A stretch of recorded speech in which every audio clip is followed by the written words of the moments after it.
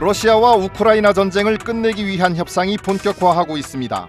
중재자인 트럼프 미국 대통령은 백악관이 만든 평화안, 즉 종전안에 기대를 걸며 낙관론을 띄우고 있습니다. 하지만 영토 문제 등 민감한 쟁점들이 그대로 남은 상황. 종전 협상이 어떻게 전개될지 외교 분야를 오래 취재한 이현식 기자와 함께 알아보겠습니다.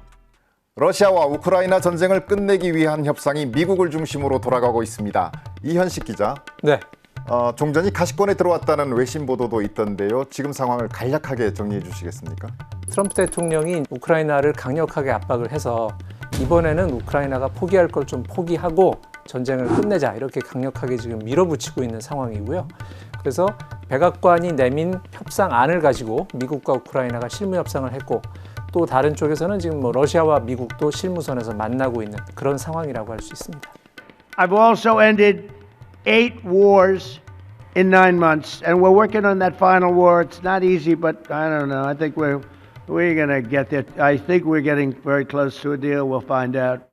백악관이 종전안 초안을 대폭 수정하면서 우크라이나가 지금 움직이고 있는 거죠? 네, 그렇습니다. 그 백악관이 우크라이나 쪽에 제안했던 그 협상안 초안은 28개 항으로 되어 있고 이번 주까지 외신들을 통해서 거의 전 항목이 공개가 됐습니다.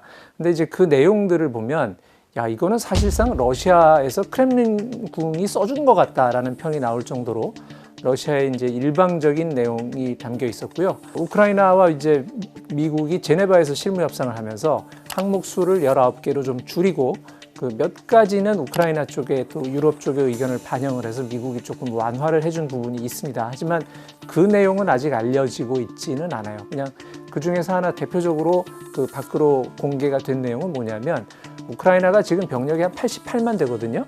그것을 원래 미국이 내민 28개항에서는 88만을 60만으로 병력을 제한하라고 되어 있습니다.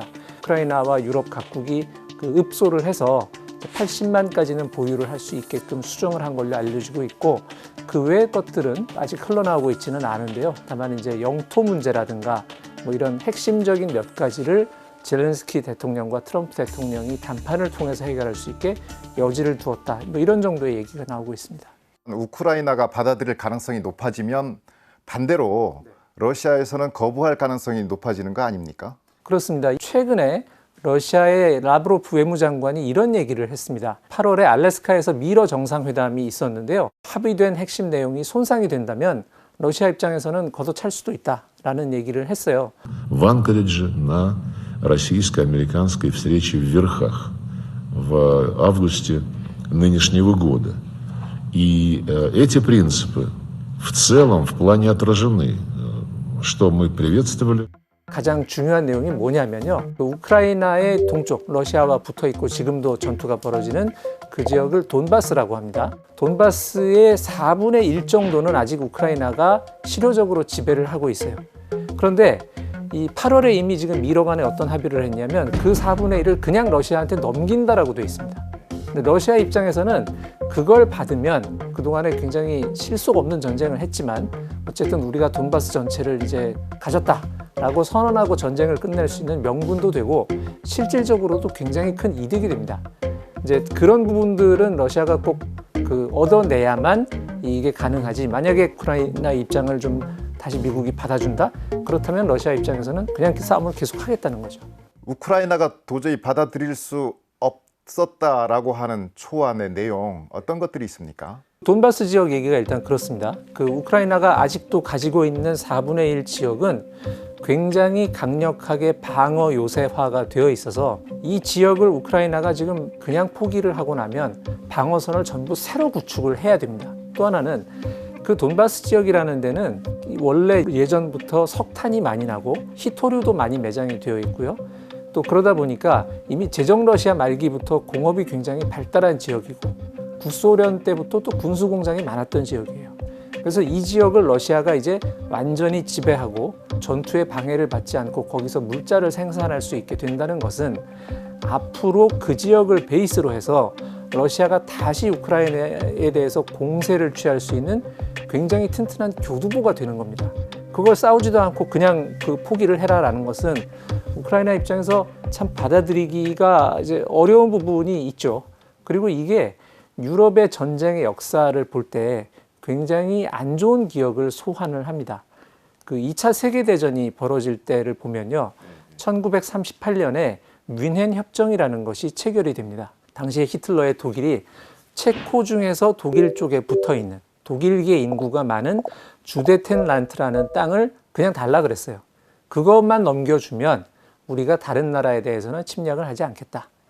그 당시에 영국이 굉장히 고민을 합니다. 원래 그렇게 하면 안 되는데 이 1차 대전 때문에 피폐해져 있는 상태에서 또다시 독일과 싸우기가 부담스러우니까 그래서 그 땅을 그냥 넘겨줘요.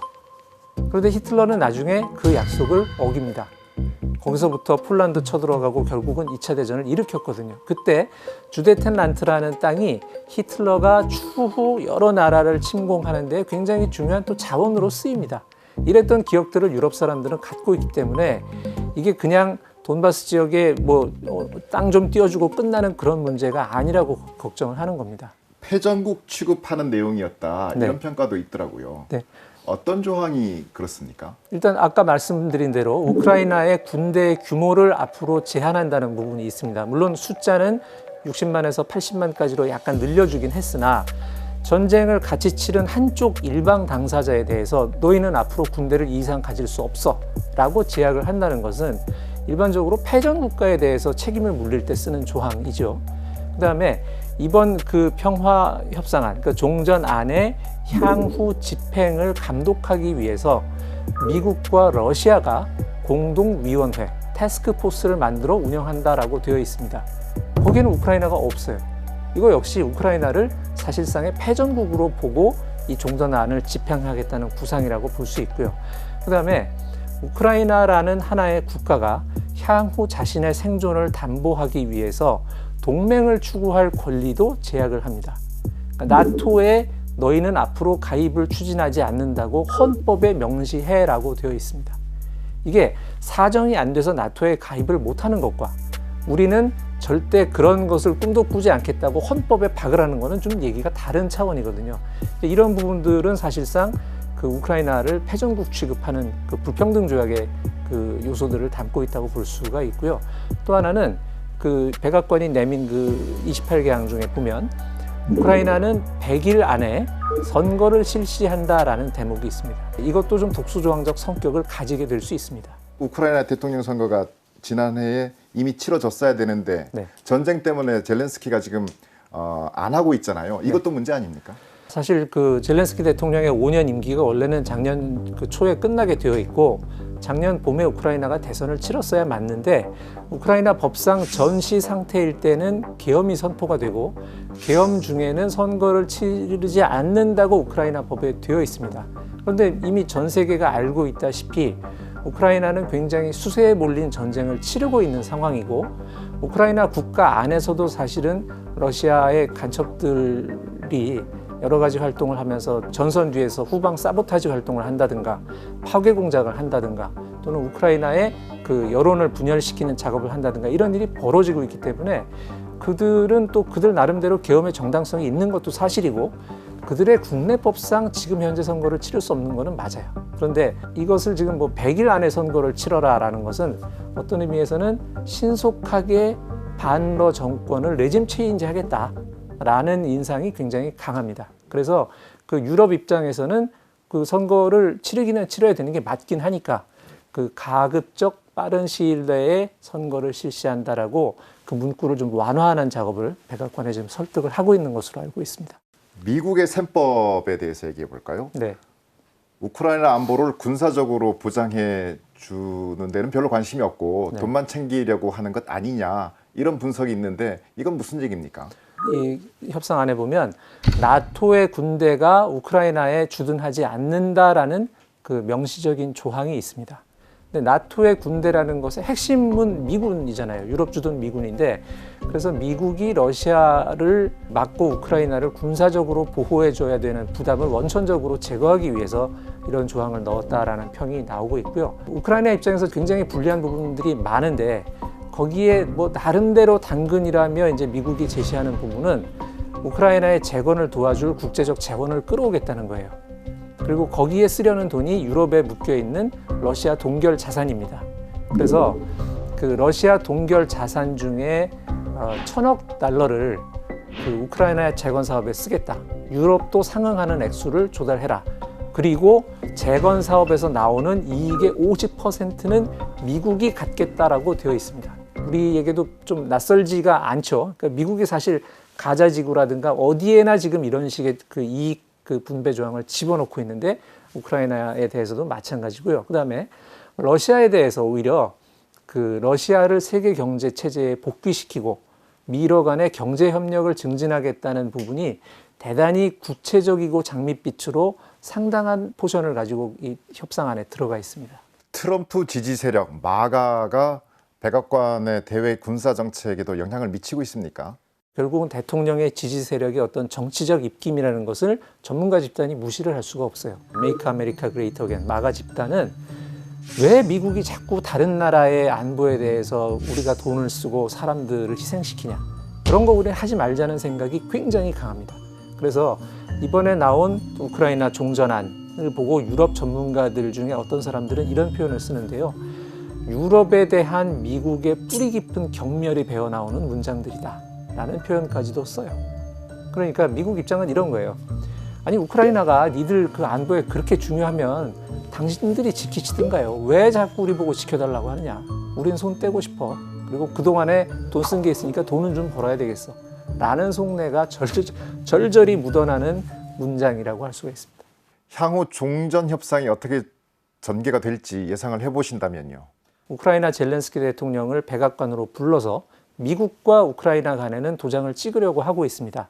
문제는 이제 러시아인데요. 아마 그 다음 주에 미국과 러시아 간에 본격적으로 미우 합의안을 가지고 이제 미러 간에 최종 조율을 하는 절차가 있을 것 같고, 그게 뭐 진행이 된다면 뭐 연내에 이 전쟁을 끝내는 결과가 일단은 오지 않을까라는 생각이 듭니다. 한편으로는 미국이 우크라이나에 대해서는 자기들의 뜻을 강제할 수 있지만 푸틴의 러시아에 대해서는 이걸 이렇게 해라고 강요한 적도 없고 강요할 방법도 사실은 별로 없습니다.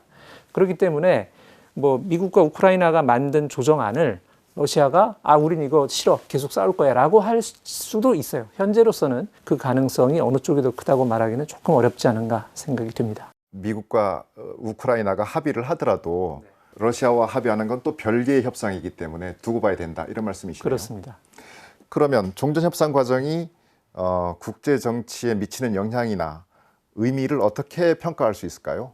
세계 2차 대전이 끝난 뒤에 뭐 냉전이 오기는 했지만 어쨌든 세계에 어떤 룰이 있었다면 기본적으로는 주권 국가의 영토의 완결성을 존중하고 그걸 무력으로 침해하지 않는다는 것이었잖아요. 그런데 우크라이나 전쟁이 이런 식으로 끝이 나게 된다면 이제는 그 새로운 시대가 되었다는 것을 확인해 주는 결과가 될 겁니다. 그 새로운 시대는 어떤 시대냐? 힘센 나라가 힘없는 나라를 두드려 패서 땅을 뺏으면 그만인 거예요. 그걸 국제사회가 제재할 수 없다라는 것이 굳어지는 결과를 낳게 될 겁니다. 만약에 동북아에서도 그런 일이 벌어진다면 어떨지를 한번 생각을 해볼 필요가 있어요. 대한민국은 중국과 북한이라는 핵 무장한 국가들과 바다와 육지를 맞대고 있습니다. 만약에 그들이 지금의 현상을 변경하려는 그 무력 시도를 하고 거기에 대해서 미국이나 또는 뭐 다른 힘센 나라들이 야 니네는 핵무기도 없고 어떡할 거야 참어 라고 얘기를 한다면 그런 세계는 어떤 세계일까라는 생각을 좀 해볼 필요가 있습니다. 네, 지금까지 러시아와 우크라이나의 전쟁을 끝내기 위한 협상이 어떻게 진행되고 있는지 자세히 알아봤습니다. 이현식 기자 수고하셨습니다.